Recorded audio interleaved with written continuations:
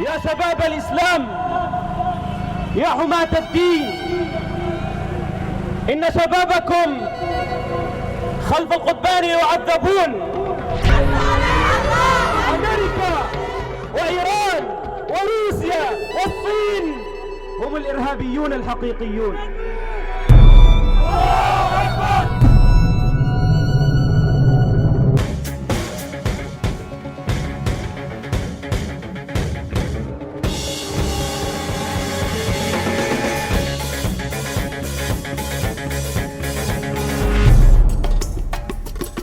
We were on our way to Tripoli, in the north of Lebanon. We'd been getting a lot of suggestions from people telling us to go there. The city is very different to Beirut, and a few years ago, it was in all-out war.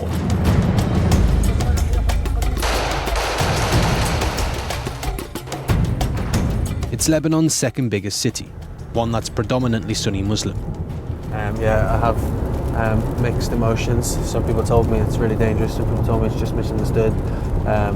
But we're going to be there soon, so we'll find out. It's pouring down with rain, which is really good. And we have our little tracker to make sure everything will be okay. Up until a few years ago, two neighbouring communities, Bab al-Tabaina and Jabal Mohsen, were fighting along sectarian lines, in a conflict that's been flaring up for decades. On one side, Sunni Muslims, on the other, Alawite Shia Muslims. Many have called this Syria's war taking place on the streets of Lebanon, with young men from either side going to fight either in opposition or in support of the Alawite-led Syrian government.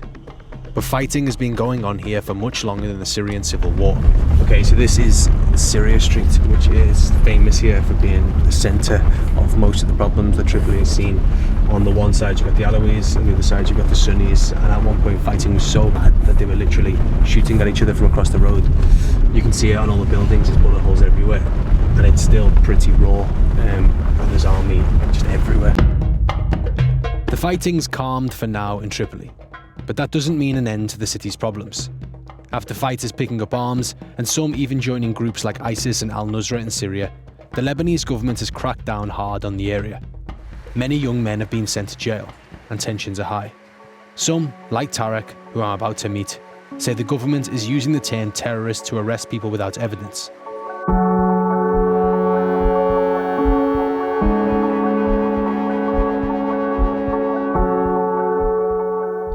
Tarek had been a fighter on the Sunni Bab al-Tabaina side during some of the heaviest clashes a few years ago. And recently, his young brother was locked up on charges of terrorism. عندي أنا أخي هلا له سنة محبوس أصغر مني بكثير كان من قبضوا عليه كان عمره شيء 17 سنة. What does the government accuse them of doing? إرهاب يعني أكثر اتهام هلا إرهاب. Did your brother do anything? لا.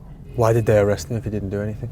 هلا هون عنا بين أي واحد بيكون بيصلي أو شيء أو بفوت على الجامع مربى دقنه فبيعتبروه إرهابي مين ما كان يكون. Yeah, I mean we had to actually do like kidnap forms and take in case someone took us. ما حدا راح يخطفكم والله. أنتم حمايتنا هلا.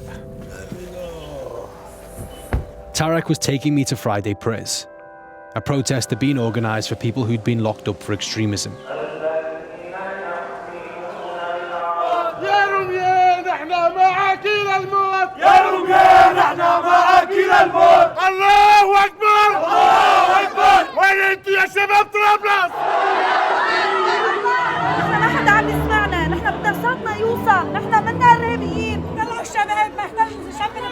The protest was packed, and Tarek was telling me most people knew somebody who'd been sent to jail.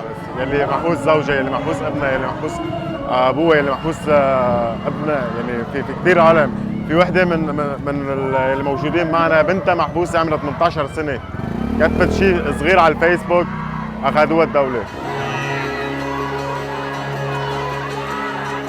Yeah, I mean, this is very, very different to Beirut. I mean, religion takes a whole different meaning here. Tripoli is extremely conservative.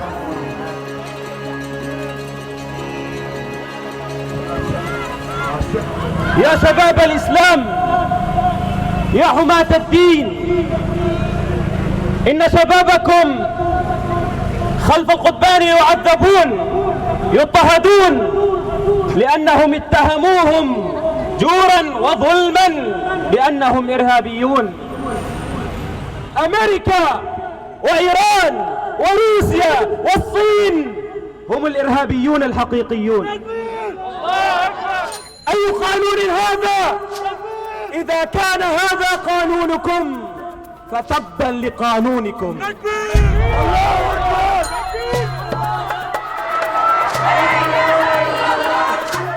The government has spoken rarely on the issues of Sunnis in Tripoli, and they refuse to speak to us. But government advisors have in the past recognised there's a problem with the amount of Tripoli residents in Lebanon's prisons. I mean, there's so many people with stories about being sent to jail for being extremists. And for a place that's had quite a lot of war, I mean, a lot of these people have been involved in fighting, but they wouldn't consider that extremism.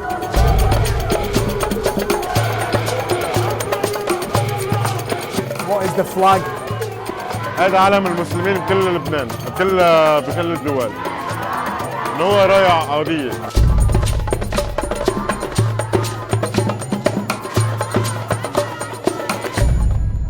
اليوم اقل شيء تواصل، اذا شخص عم يتواصل مع بيت عمه بسوريا بيتوقف بالحكم 4 سنين.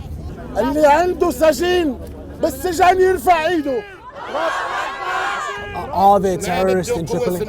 نحن مسلمين مؤمنين ولسنا ارهابيين، نحن ارهابيين ضد العدو، ولكن ضمن اهلنا نحن مسلمين. A lot of people here feel mistreated by the government for being Sunni Muslim in a country that's so often defined by sectarian divisions.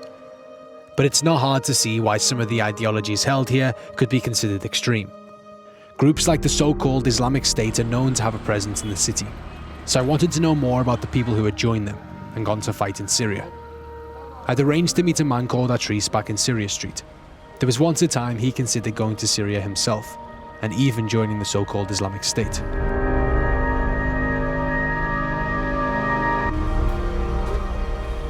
So this is the Sunni area, but then like one stairs up. هون سنية وفوق علوية. Really? So you'd shoot from here? Yes. البناية في بناية هون كان لقوص عليها بأنصوا منها. Do you know people who went to Syria? بعرف في عندي ابن عمي بسوريا، في عندي ولاد عمي بسوريا من هون راحوا. Why did your cousins go and fight there? Who were they fighting for? مع داعش. راحوا يقتلوا مع داعش. I mean, for people listening to this, they'll be thinking, why on earth would anybody go and join ISIS? وجملوا لهم اياها انه بالاماره وما الاماره وهونيك العيشه احسن من هون وهونيك بلاد الاسلام هون كفار وهيدا الموضوع. فهيك اشتغل عليهم. I mean, what type of society do people here want? Is it extremely conservative? Do people want Sharia law? هلا اذا بكذب عليك وبقول لك كل العالم بتتمنى يكون هيدا الشيء عندها. ما بعرف شو بدي اقول لك يعني. انه العالم تنبسط بهيدا الشيء، انه اوكي انه في شريعه بدل احسن من هيدا الشيء اللي عايشينه. You seem to smile as if it's a bit of a controversial thing to say. Is it controversial to say that you want Sharia law? إذا حكى فيه بنصير متطرفين وإرهابية وضد الدولة وضد مدري شو وكذا. هلا إذا واحد بيتمنى يكون عنده قانون شريعة لازم يروح على الحبس، يعني صرنا نحوسب العالم على التفكير تبعه. I mean, you're telling me that a lot of people here want Sharia law. A lot of people have fought in wars, picked up arms. Some people have gone to Syria, joined ISIS, joined Nusra. To a lot of people, that is being an extremist, and that is worth time in jail. يا أخي اللي مع داعش وثبت عليه أي شيء إنه هو عن جد مع داعش وعمل عمل إرهابي حكمه نحن منضد. وأي حدا هلا بده يعمل أي شيء دغري جاهز يا النصرة يا داعش مشان ياخذوه باسمه. في عالم بتضل 10 سنين آخر شيء بيقولوا ما لك علاقة، يعني 10 سنين طلعوا آخر شيء ما لهم علاقة بشيء. راح 10 سنين من عمرهم هيك، ليش هالظلم هيدا؟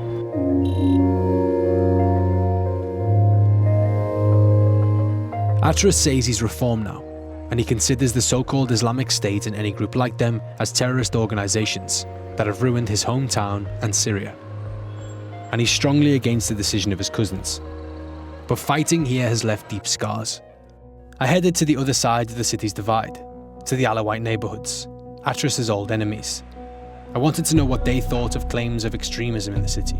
I was meeting Ali, another ex-fighter.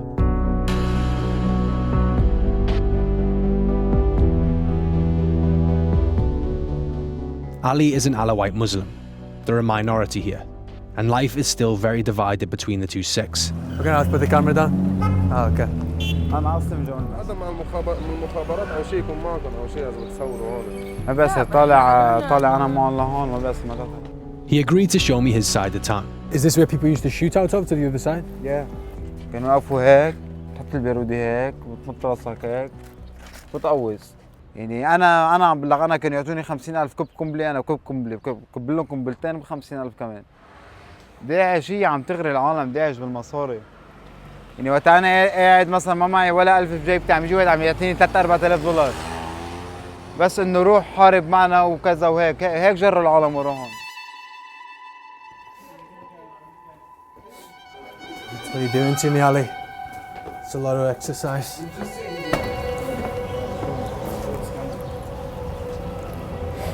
Wow, this was the front line.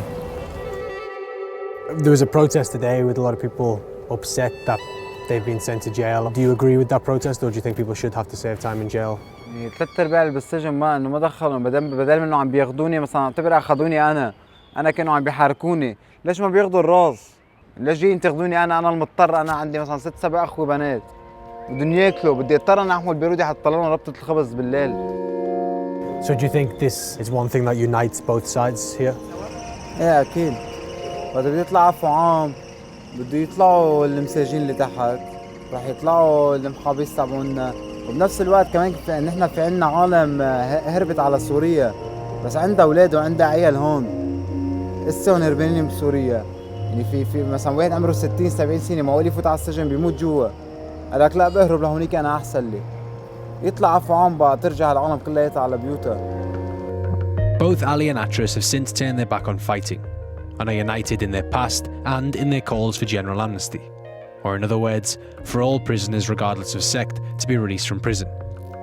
That's very unlikely, but they're being helped to voice their concerns by an organisation in town that brings together ex-fighters from both sides, called March.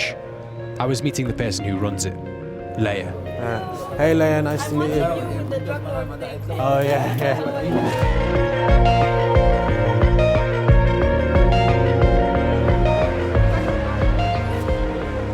A lot of people have huge grievances with the government saying that they're being unlawfully locked up, they're being labelled as extremists when they're not extremists.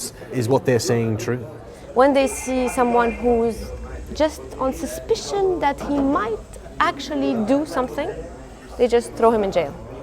And what happens in that case is that these young men, because most of them are very young, even some of them are under the age of 18, get radicalized in jail. You know, detention by law is 48 hours extended one time. That's it. Some of these people have been locked up in prisons for years without trial. Does it have issues with extremism? Definitely, because they have nothing else. Leia's organisation has brought together a lot of people who used to be enemies and made life a lot safer for them. People like Ali and Atris, who now consider themselves good friends. So these guys back in the day would have been on the opposite sides. Oh yes. They used to hate each other. What did you think of him? فكر امتى نصح لي الفرصه لهيك. Really? What did you think of him? قلت له انه متباني وبيكرهني وبده يعوصني وهيك. And how do you see each other now? ما بنختلف عن بعض شيء يمكن بس بالشكل بنختلف. So this is you back in the day. هلا هذا محبوس. بالنهايه كلياتنا اسلام علوي ولا سني نحن اسلام. They're both Muslims. Oh look at that, he's lighting a cigarette. It's like a bromance now.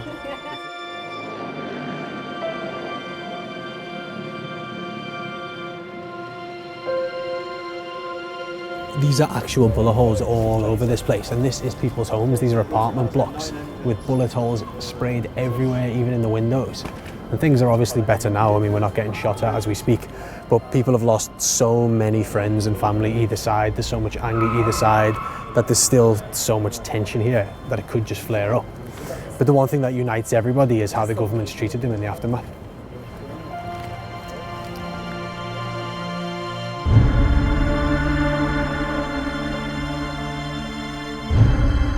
It's hard to get exact figures on how many people have been jailed for extremism.